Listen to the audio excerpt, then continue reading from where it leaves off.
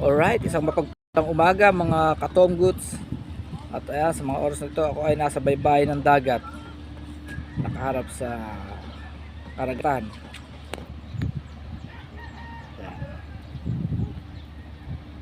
Pasyalan.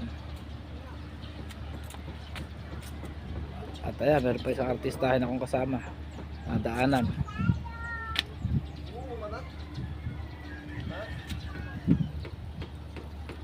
Ito nga, ayan, at maganda yung pasyalan dito, Ipinangatsyan Park.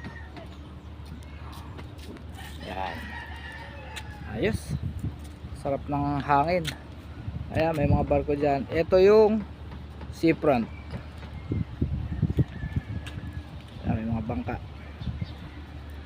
Tahimik na tahimik ang karagatan, walang kaalon-alon na malaki. Pero palagay ko kagabi nag high tide at ayan, medyo basa-basa pa yung yung floor dito. Pahangin muna, hindi puro sa kwarto bago mag start sa trabaho, bago mag fly high.